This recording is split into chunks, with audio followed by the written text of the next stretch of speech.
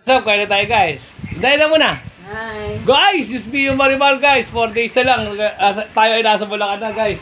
Tayo ay meron ditong hindi natin nakakain na. Ang tawag dito, isaw ng baboy. So dito tayo sa Tosino kahit pa paano. Kakain tayo ng bahagya.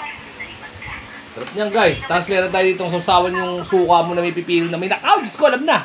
Alam niyo na kung paano yun guys. Pangbalansin mo na. Pakwan. Sarap lang guys. Yun eh. Ako kamatis, sibuyas, itlog na maalat. Guys, kain tayo.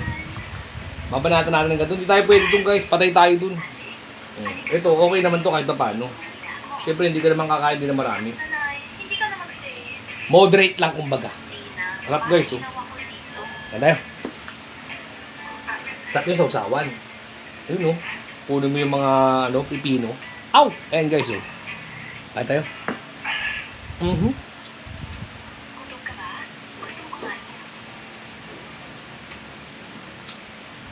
Tapos yung itlog na maalat kamatis sibuyas. Ay nako, ewan ko lang. Sarap.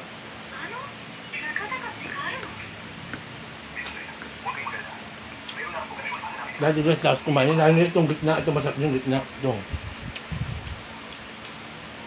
Ang pinakabulaklak niya. How? Smili maraman.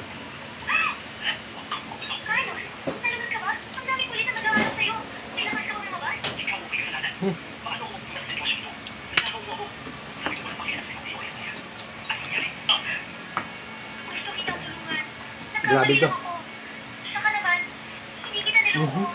Para lang sama na silang nagpakasal.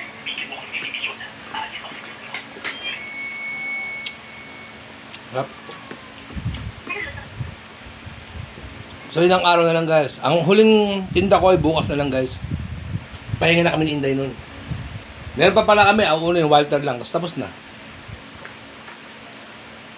Lipatan na ah.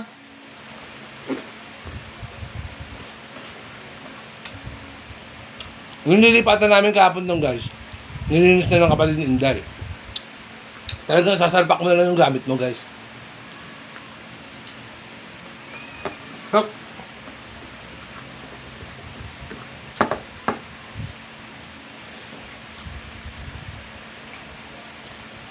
Diba?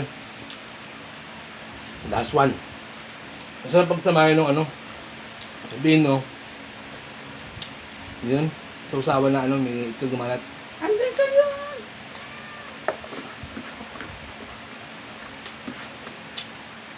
Hop.